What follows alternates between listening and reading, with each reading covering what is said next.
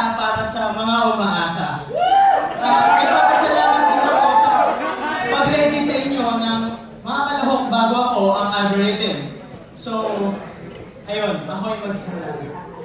Ipagpamanhin niyo kung ang unang sasabihin ko sa inyo ay hindi ako sobrang nakapaghanda sa lamang akong estudyante na marami rin ginagawa. At kahapon nga, sobrang nahirapan ako sa isang exam namin sa chemistry at ako'y merong napagtanto na sana mas maaga akong napag-aralan ng chemistry nang sa gayon, mas maaga ko rin nalaman na wala pala kaming dalawa nun. Wala pala talagang chemistry nun.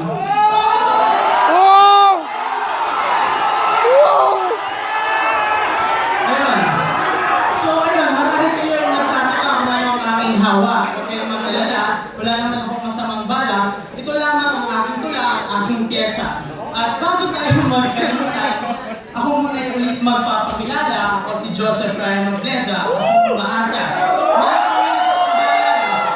Ako'y sobrang kinakabahan ngayon. Kaya ako sana yung pagbigyan kung may dala akong kodigo. Hindi naman siguro ito pandaraya. Dahil nga sabi ko, isa rin akong estudyante, at maraming mga hindi inaasahang pangyayari at hindi napaghahandaan. Gaya sa isang relasyon na kapag hindi siya handang sabihin sa iyo na ikaw ang kanyang gusto, ay sigurado may madadaya, may maluloko.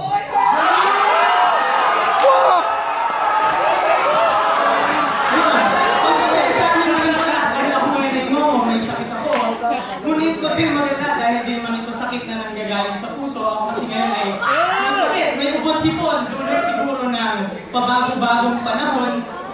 Kagaya nung feelings niya noon, kaya siguro... Oh, shit! Oh, shit!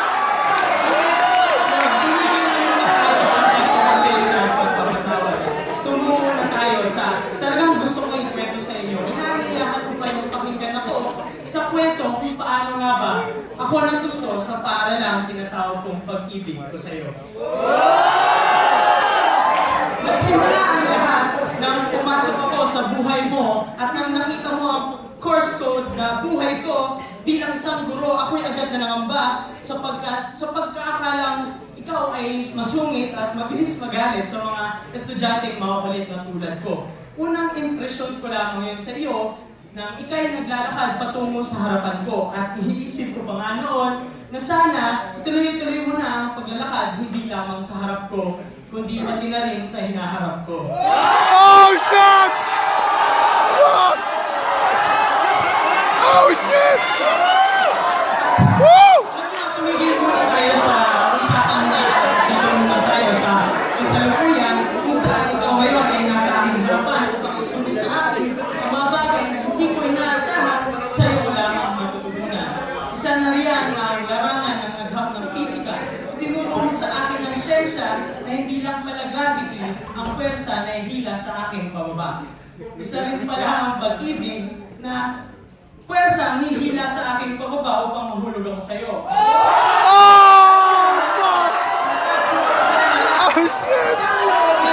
Hindi mo sinabi na kung ako ay sasalihin mo. Siyempre, nasa ulit talaga ang pagsisisi sapagkat bagsak ako sa subject na ito dahil hindi mo ako sinalo at kahit kailanman, kahit ilang beses akong bumagsak sa subject na ito, ay palagay ko ay hindi pa rin ako babagsak sa feeling mo. Oh, shit! Oh! Oh!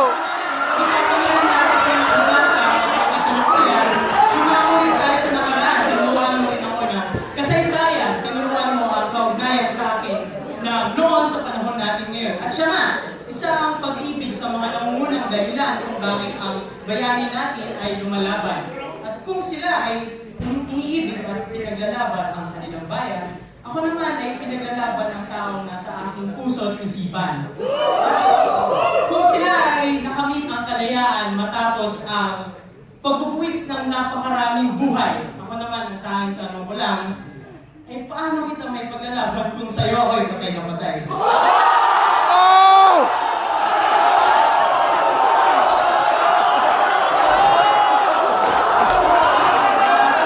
Ayun, tama na yung kasaysayan at dumago naman tayo sa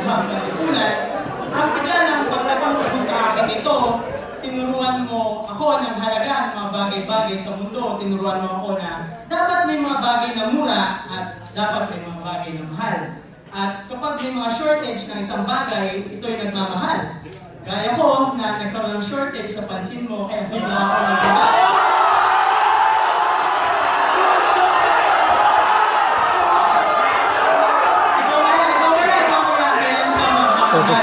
Sa bagay, hindi ka naman nagkulang sa aking pagmamahal at hindi mo rin ito kailangan. Kaya sa madaling salita, may surplus na, wala pang demand. Ay, shit! Kung kaya nagkakaroon tayo sa agang kalipunan, tinuruan mo rin talaga ako ng math. At sa arithmetic, tinuruan mo ako na hindi laging 1 plus 1 is equal to 2. Na hindi laging ikaw at ako. Alam mo, isa talaga sa mga pinakamahirap kong problema sa probabilidad. Hindi ko talaga alam ang porsyento ng probabilidad na maging tayo. At ang ayoko pa ay baka maging trigo, baka mauwi tayo sa love triangle, dahil baka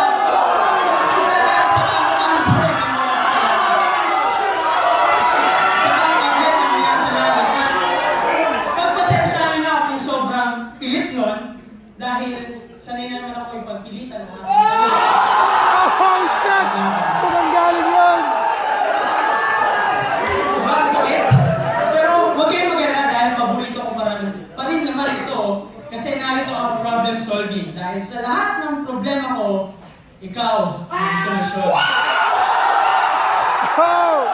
Ang sagot sa bawat tanong, ang hugot sa bawat salitang aking nasasambit, ang tamis na nakakapagpawala ng bawat sakit. At dahil doon, masasabi kong literatura ang isa pa na ituro mo sa akin. Isang sining na kabighani-hani at nakakapagpagaan ng damdamin at tinuruan mo pa nga ako kung paano magsulat at tumula ng may ningning na katulad ng mga tala sa langit. Ano at kahit anong saya at pait ang aking dinadanas ay mapapangiti mo pa rin ako ng hindi pilit at ang kalungkutay ko'y agad na mawawaglit. Kahit isang saglit pa, dahil kapag ako'y nagsusulat ng tula, ay masasayang memorya lamang ang aking naaalala. Kahit isang saglit pa, ako'y nangangarap na kapag ako'y nagsusulat ay may ambag ito sa isang aklat. At balang araw, ang aklat na ito ang makatutulong sa akin upang makapagtapat ako ng aking pag-ibig, ng aking damdamin.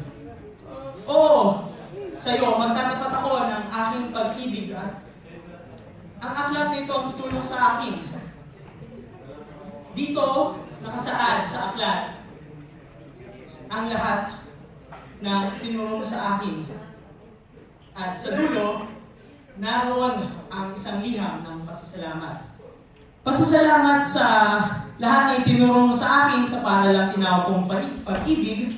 Salamat sa lahat ng aral, ng saya, ng pait, at ng kilig. Ngunit, alam mo, iniisip ko, gusto ko nga bumagsak mulit-muli upang maulit natin ang mga pangyayari. Inulit ko, gusto ko maulit pa muli ang mga pangyayari. Ngunit, hindi na talaga maaari. Oo, tinuruan mo ako kung paano magmahal, pero sa proseso, ginawa mo rin akong mangal.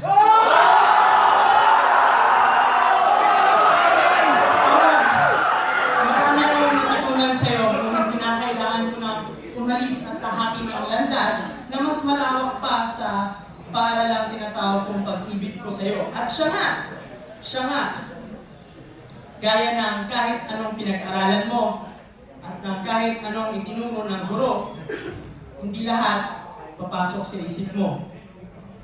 Hindi lahat mananatili sa puso mo. At hindi lahat maaalala mo. Kaya ngayon, kakalimutan na kita. Sana, kalimutan mo na rin ako.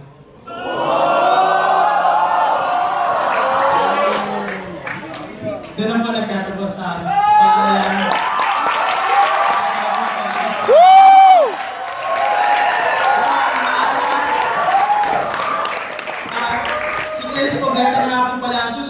Maging ang algorithm at AOGG at iba pa kalahok na ibang suportahan dito lamang po sa Pasig Culture.